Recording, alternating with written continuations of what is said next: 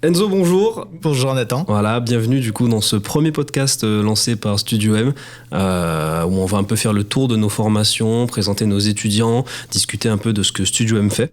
Donc voilà, pour rappel, Studio M, c'est une école d'audiovisuel qui existe depuis plus de 30 ans à Lyon. On propose 4 formations, le sound design, le technicien du son, le BTS audiovisuel avec ses 4 options et le bachelor réalisateur monteur. Donc aujourd'hui, on va faire un petit focus sur ta formation.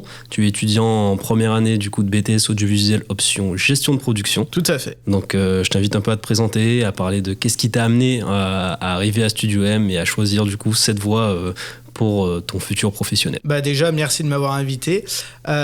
Sur mon parcours, vraiment, j'avais pas été vraiment dans l'audiovisuel dès le début.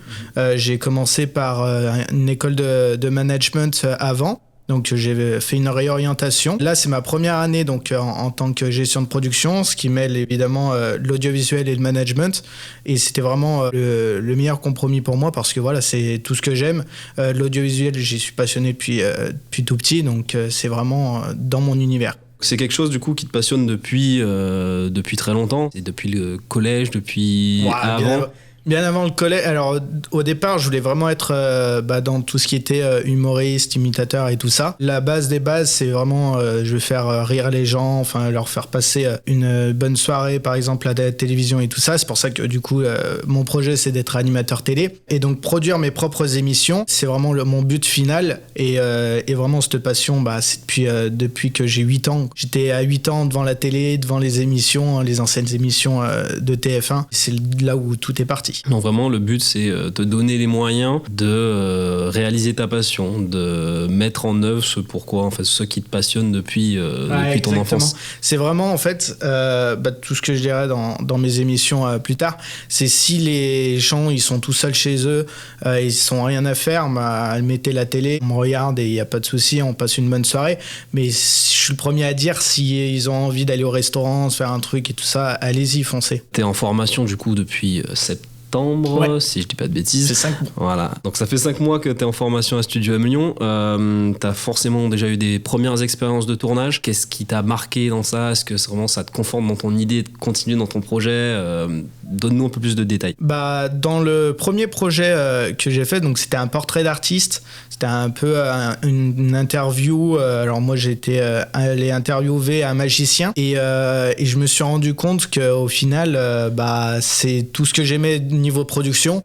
Hyper bien organisé parce qu'il faut tout préparer à l'avance, faut faire des tests techniques. S'il y a un micro en plein tournage qui marche pas, on est un peu dans la catastrophe. Donc voilà, faut hyper être organisé, préparer tout en amont, faire les repérages, tout ça. C'est vraiment après un métier de passion, j'ai envie de dire, parce que c'est un secteur vraiment mis dans la lumière et le métier de la production, c'est moins important que tous les cadreurs et tout ça, parce que c'est grâce à eux qu'on peut produire des films, des émissions ou des fictions. Le métier de chargé de production, comme on dit, c'est lui qui prépare tout en amont.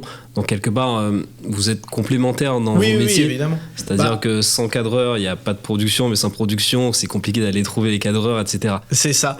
Et puis surtout, tout ce qui est administratif au niveau du droit, tout ça, au niveau du juridique, le droit à l'image, les droits musicaux, les autorisations de tournage et tout ça, c'est la production qui s'en occupe pour éviter que tous les cadreurs et tout ça s'embêtent avec ça. C'est vraiment toute la partie organisationnelle en amont du tournage et aussi du coup de comment dégager du bénéfice et payer Exactement. Tout le monde sur gérer une production le budget, dirigée. tout ça. Il faut tout prendre en compte. On part en tournage par exemple à Annecy, il faut préparer qu'est-ce qu'on mange, il faut trouver aussi un logement si on est sur plusieurs jours de tournage. Donc vraiment tout ce côté, faut tout anticiper. Et même les imprévus, il faut les anticiper avec évidemment un budget. Oui, se laisser une marge en fait de manœuvre. Exactement. Okay. Pour quelqu'un qui voudrait du coup s'engager sur la gestion de production, faut être à l'aise du coup avec l'organisation et avec les chiffres. En soi, pas forcément, parce que moi, par exemple, j'aime pas du tout tout ce qui est maths et tout ça. C'est pas vraiment des maths qu'on fait, c'est vraiment l'application de formules. Même si on n'est pas à l'aise avec les maths, même si on n'est pas à l'aise avec tout ce qui est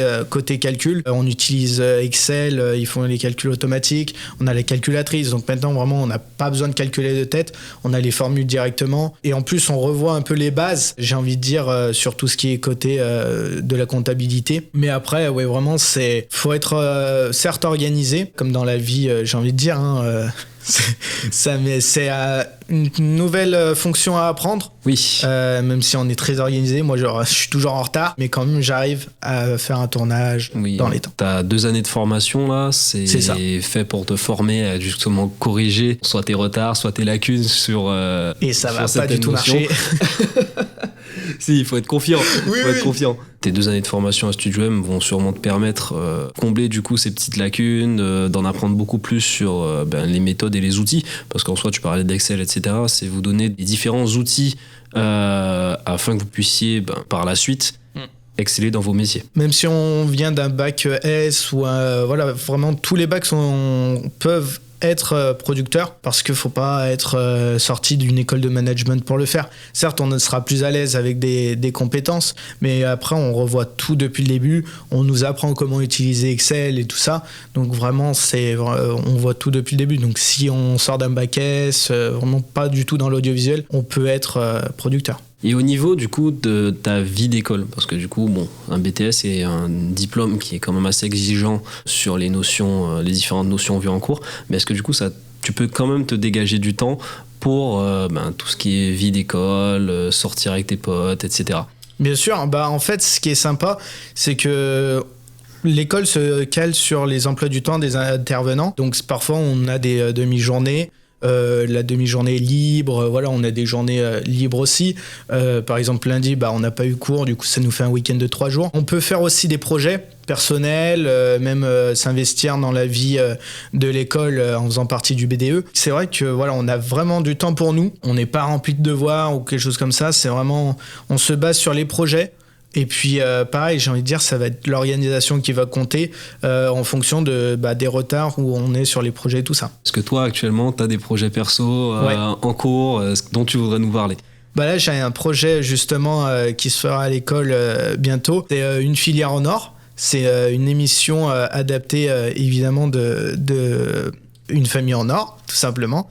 Mais voilà, où on va faire participer toutes les filières de Studio M, y compris l'équipe pédagogique. Tout le monde va s'amuser sur le plateau télé et puis vraiment comme dans l'émission. Est-ce que tu as une page Instagram ou YouTube que tu vas nous partager pour qu'on pourrait suivre page Insta, tout ça? YouTube, je suis pas vraiment là-dessus. Et sur Insta, c'est pareil, Enzo Bongoni. Sur LinkedIn aussi, tous mes réseaux, de toute façon, c'est Enzo Bongoni. Donc, tout simplement pour me retrouver. Je vous invite aussi également à suivre la page Instagram de Studio M ou notre page YouTube où vous pourrez suivre un peu toute l'activité de nos écoles, tout ce qui s'y passe, tous nos projets, et vous pourrez également retrouver du coup les prochains épisodes de ce podcast où on pourra interviewer d'autres filières, notamment sûrement pour la prochaine fois le bachelor réalisateur monteur. Donc n'hésitez pas à vous abonner pour suivre tout ça. Enzo, merci pour ton temps. Avec plaisir. On espère du coup te voir prochainement du coup sur tes différents projets, et on te souhaite du coup une très bonne continuation dans ta formation. Merci beaucoup. À très bientôt.